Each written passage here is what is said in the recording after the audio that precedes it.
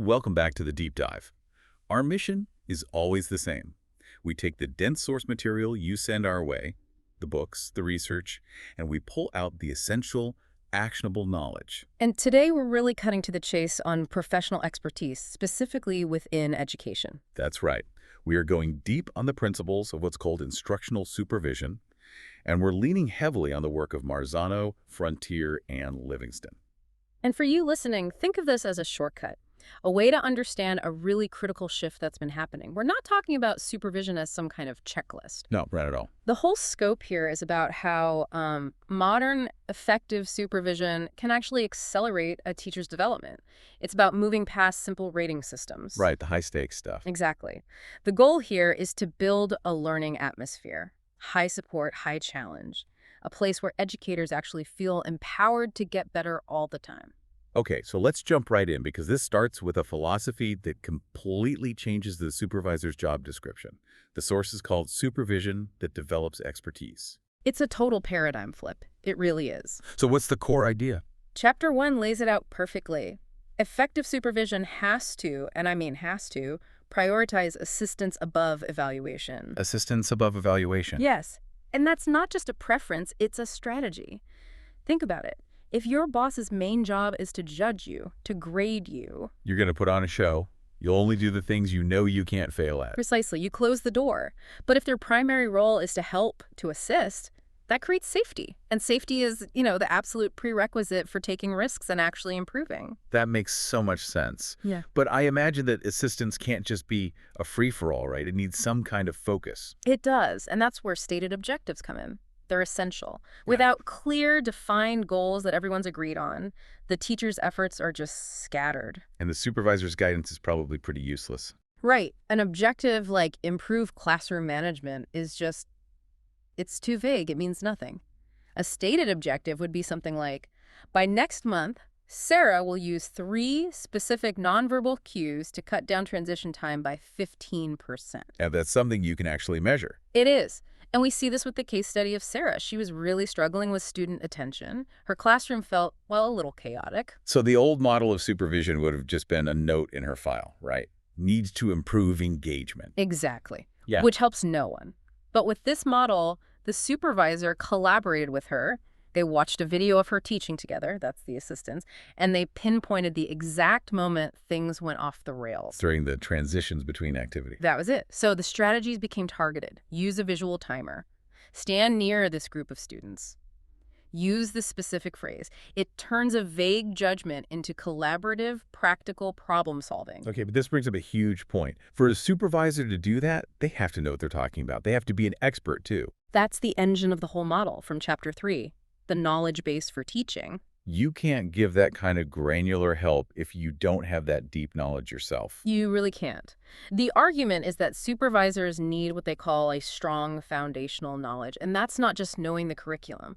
It's understanding instructional methods, the science of how kids learn student needs. Without it, the feedback is just gut feelings. It's generic. And frankly, it's useless to a teacher who's trying to get better. So how does this play out in the real world? I mean, think about a high school supervisor. How can they have foundational knowledge for AP Physics and third grade reading? Oh, that's a great question. The sources say it's about synthesizing principles, not just memorizing facts. Okay, what does that look like? Well, take the case of Tom. He's a teacher trying to improve his lesson plans.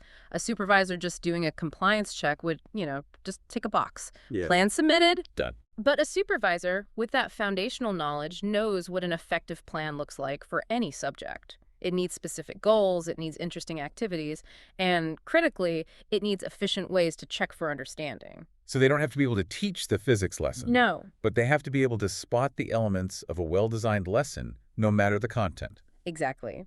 They can guide Tom by asking the right questions. Are your goals clear?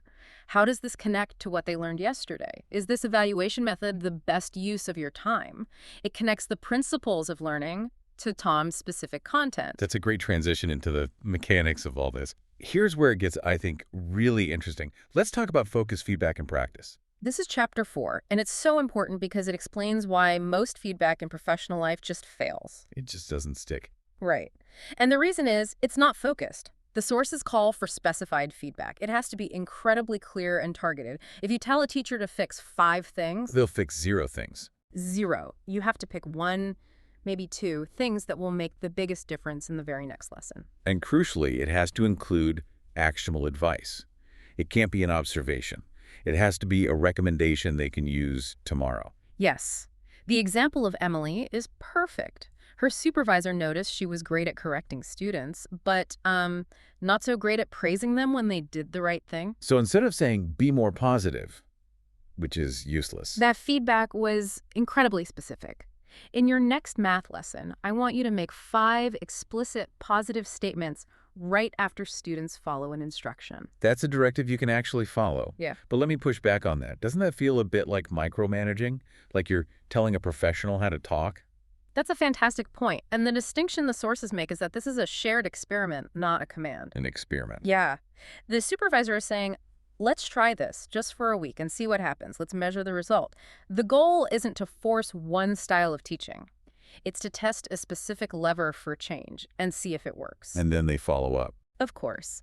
They review the results. If it works, great. Emily now owns that new skill. If not, they figure out why and they adjust. That kind of shared experiment needs a roadmap, though. Which I think brings us to Chapter 6. Clear criteria and a plan for success. It does. If you want growth to be measurable, you need precise standards. And that's hard in teaching because so much of it feels like an art. But the criteria have to be clear enough for teachers to know exactly what the target is, what success looks like. Yes. When the expectations are fuzzy, it just kills morale. And then, once you have the criteria, you need a real, organized plan, not just a one-off report that gets filed away. It needs phases, deadlines, resources, Yeah. all of it. Think about Alex, the teacher. He wanted to get better at formative valuations. He was already good, but he wanted to be great. So his supervisor didn't just give him a book to read. No. First, they defined what mastery even looked like. It meant prompt feedback. It meant the evaluation perfectly matched the learning goal. And it meant the data from today actually changed what you taught tomorrow. So those standards become the blueprint. Exactly. And then they built the plan. Phase 1, here are some digital tools to speed things up. Phase 2, let's co-plan a unit and analyze the data together. Phase 3, let's have you watch another teacher who's a master at this. It's a whole developmental system. That structure really shows how far supervision has come, which I think is a good time to step back and look at the history here. Chapter 2 gives us this brief history of supervision and evaluation. And you have to understand the history to understand why so many teachers are still, a bit wary of the whole process. It explains the distrust. It really does. The history shows this massive historical evolution. Early supervision was very top-down. It was about compliance, about making sure you followed the rules. The supervisor was more like an inspector. 100%. The main tools were the checklist and the surprise visit. The goal was accountability to the administration, not development for the teacher. That's where all the anxiety comes from. So the idea of learning from the past is to see why that old model failed. It created fear. It stifled creativity. Absolutely. So a modern supervisor, maybe someone new to the role, like Alex, the supervisor in the book, they can use that history.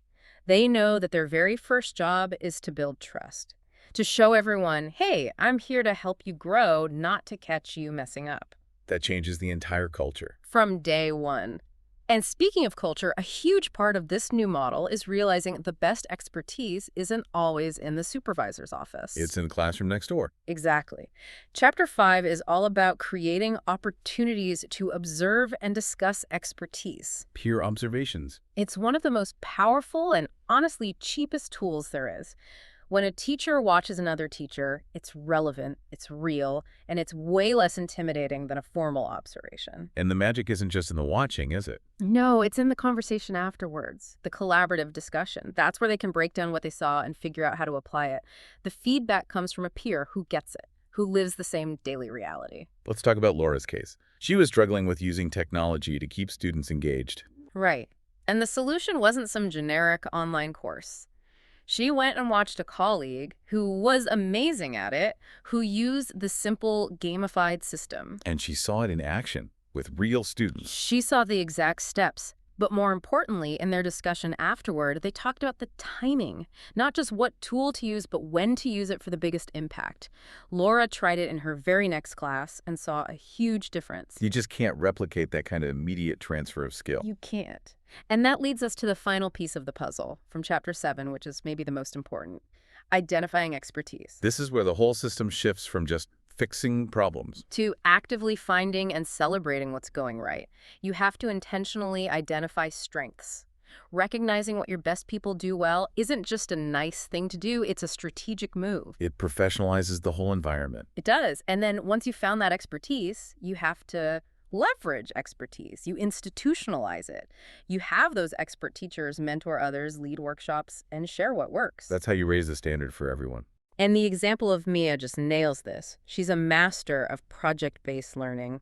So recognizing her skill isn't just about giving her a good evaluation. It's about making her the school's internal consultant on project-based learning. That's it. She leads the training. She coaches her colleagues. The school's professional development is now powered by its own staff, which is so much more relevant and effective than bringing in some outsider. What a fantastic framework. So to sum it all up, by focusing on targeted assistance, using clear criteria, and really leaning into collaborative learning, especially by leveraging the experts you already have, you build this engine for constant improvement. You shift the entire dynamic. It stops being about top-down judgment and becomes a true professional partnership. And I think that transformation is really the key takeaway for you, our listener. The history here is clear. We're moving away from rigid judgment and toward using our collective experience. Which leaves us with a really provocative thought to chew on. If we're getting better at identifying and sharing excellence, if Mia's expertise becomes the new default training tool, how might that fundamentally redefine the foundational knowledge of teaching itself for the next generation? Meaning today's cutting-edge practices could become tomorrow's baseline expectation. Exactly. What does that do to the pace of improvement? It's something to mull over. A powerful thought, and a great place to end this deep dive. Think about how these principles could apply in your own field. That's all the time we have. Thanks for joining us, and we'll see you next time.